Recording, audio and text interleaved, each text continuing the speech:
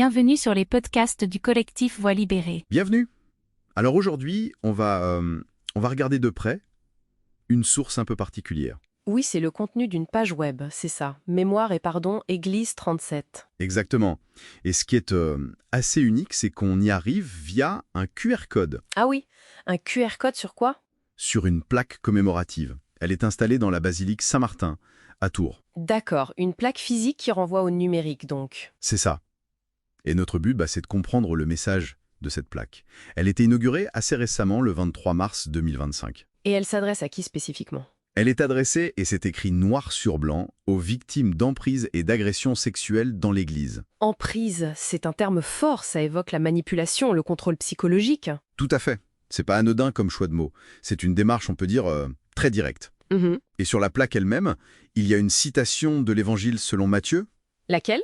En vérité, je vous le déclare, chaque fois que vous l'avez fait à un de ces plus petits qui sont les miens, c'est à moi que vous l'avez fait. Ah oui, Matthieu 25, 40, c'est une parole très significative dans ce contexte d'abus sur les plus vulnérables. Exactement. Ça donne un poids considérable, je trouve. Et donc cette initiative, elle vient de qui exactement au sein de l'église locale? Alors d'après les informations, c'est une démarche publique de l'Église en Touraine, portée par l'archevêque de Tours, Monseigneur Jourdi. D'accord. Et la page web, elle dit quoi de plus que la plaque? Elle est très claire, elle contient une demande de pardon, vraiment explicite, de la part de l'institution. Donc on n'est pas juste dans la reconnaissance des faits, mais vraiment dans une demande de pardon formelle. C'est ça, c'est une étape supplémentaire.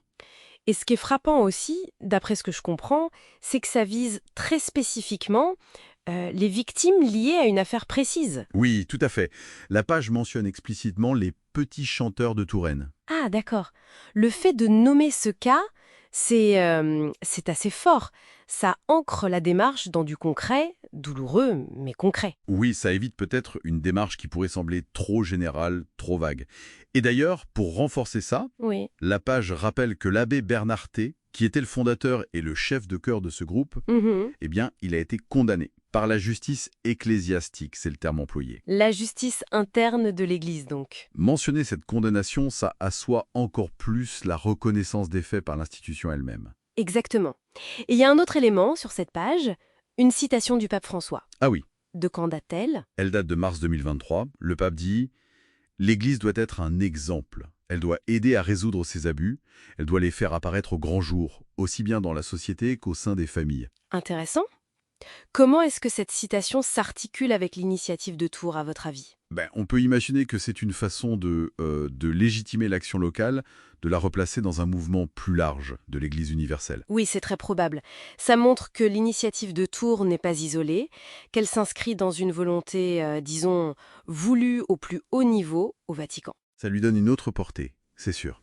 Tout à fait. Ça montre une préoccupation globale. Mais ça soulève aussi la question délicate, comment l'institution impliquée peut être celle qui met en lumière et résout comme le demande le pape. C'est un vrai défi.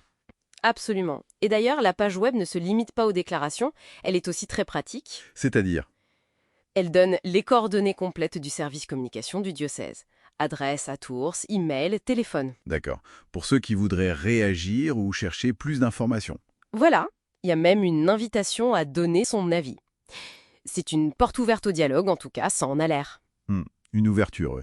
Donc, si on essaie de synthétiser un peu, on a quoi? Une reconnaissance publique, Oui. une demande de pardon de l'église locale à Tours, Mhm. via cette plaque et cette page web. C'est spécifiquement pour les victimes d'emprise et d'abus sexuels. Et c'est explicitement lié au cas des petits chanteurs de Touraine. C'est ça. Et le tout s'inscrit dans cet appel plus large du pape à la transparence et à l'action. C'est une bonne synthèse, ouais.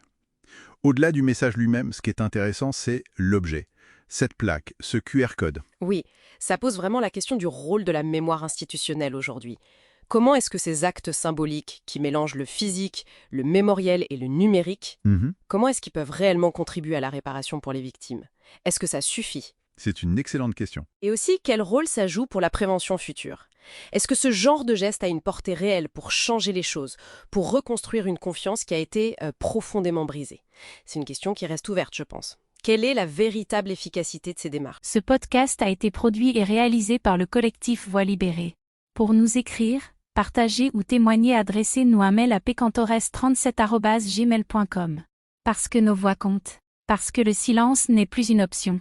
Parce que la mémoire exige justice et vérité.